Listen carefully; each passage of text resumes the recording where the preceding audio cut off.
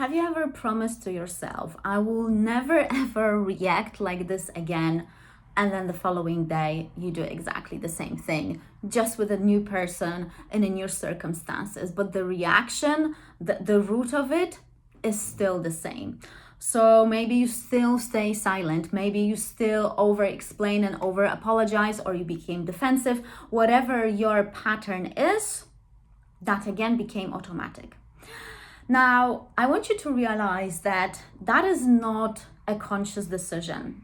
You are running a program in your brain and in your nervous system, and I don't mean that metaphorically at all. This is not a metaphor to appeal to you guys. This is the neuroscience, and I want to teach you a skill, a psychological skill that very few of us probably had been taught, and that is the skill of recognizing an unconscious habit and then stopping it actually in real time without drama. Because the effective therapy is not about asking what's wrong with me, what do I need to fix about myself. No, from my perspective, therapy is about learning. So we are asking, what has my brain and nervous system learned to do automatically, and how I can change that. And no, it is not easy, because as we've got so many habits that are unconscious and that are controlling our behavior. And I'm not even thinking about, sometimes the behavior, sometimes it is the way we speak, the way we express ourselves, the way we breathe, the way we move, loads of them. And that is just because we learned them throughout our life. So the way you respond to criticism, the way you apologize, the way you sometimes avoid conflict or sometimes create too much conflict in your life, the way you talk to yourself, all of that are habits. And like I said, they had been developed and throughout childhood, since your very early years, and you cannot change the pattern if you cannot see it. So the first thing is for you to see it, is for you to gain awareness around it, and awareness will give you the pause. So you can actually see it, you can see what's happening, you can see which program, quote unquote, you're running, so which neural pathways are being activated. And then you can actually choose the behavior that is more adequate in a particular situation. So the neuroscience of an unconscious habit is actually quite simple. Of course, we can go into the chemical aspects of it and just loads of details, 100%. But do I want to do that in that video? No. And also I don't have the specific precise knowledge about it.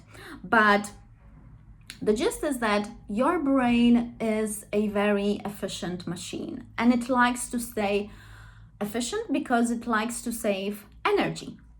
So every repeated behavior that you are doing basically strengthens the neural pathways. And the more you repeat that behavior, the less conscious effort it requires. That's as simple as that. So that's why those habits, the healthy and unhealthy ones, can become automatic. That's how we learn, the good stuff and the bad stuff. For us, yes. Now, also from a perspective of affective neuroscience, what is happening is that your emotional systems that are in your unconscious brain are constantly interacting with your cortex, so with your conscious brain. So let's say, think about when someone, gives you feedback at work. Let's say for you, when you receive feedback, you associate, let's say, feedback with punishment, with criticism, with shame, with guilt. So someone might give you feedback, which is completely neutral situation. However, your emotional system triggers fear, panic, and grief, for example. Yes, because usually the feedback, I would say, unhealthy relationship with feedback usually comes through childhood and the behavior, the model behavior that had been modeled to us, whether that is in a family dynamic or school, whichever environments you had been part of. So that fear and panic is activated straight away automatically when you receive that feedback, and only milliseconds later, so the conscious brain is always behind the unconscious brain 100%. Again, this is the neuroscience. Milliseconds later, your thinking brain, so your cortex, is creating explanations. So I'm failing, they don't respect me, I need to defend myself. That is a story. This is not what's actually happening, but this is your cortex interpretation of the feeling that you have in the body. Okay, so just sit with that. So the emotion, the actual emotion, the one that is created in your unconscious brain comes first. The story about that emotion and the way you interpret that emotional raw activation always comes second. Neuroscience, nothing metaphorical here. So after the story comes the behavior, because when you know now the story, okay, I'm failing, they don't respect me, I have to defend myself, you might actually become defensive, which is, by the way, inadequate response to someone else's giving you feedback at work, because maybe their goal is actually to improve your performance, for example. But that doesn't even come to your mind because you're already on the defense. And you're assuming a lot of the times intentions of the other without actually looking at what's happening in real life. So that sequence, of the emotional, then interpretation, then behavior becomes automatic. And you start interpreting a lot of the things in your life through that lens. And that is not because you're weak, that is because your brain has practiced it millions of times. So it's got nothing to do with you as your identity, that you're this or that or the other. No, it's your brain just practiced that so well, being defensive when you receive feedback, that just became your second nature. That's it. So again, we ditching the shame, we ditching the guilt, we ditching all the unnecessary story about who you are. We're just going back to the science. We're like, okay, yeah, I've done that. So how do we implement the theory from the neuroscience that I just explained to you to your real life so you can work with it and actually get some different results in your life? So I want you to think of the work that you're going to be doing in a light way. So think of yourself as a detective who is trying to, solve different mysteries in your life. And do it for 1 week or 2 weeks, whichever deadline you want to set up for yourself. But at some point, again, you're going to, with becoming that detective, which is basically you turning on and switching on your awareness, that will become automatic. So for you to become aware and more aware, and even more aware sometimes, that's just going to be automatic.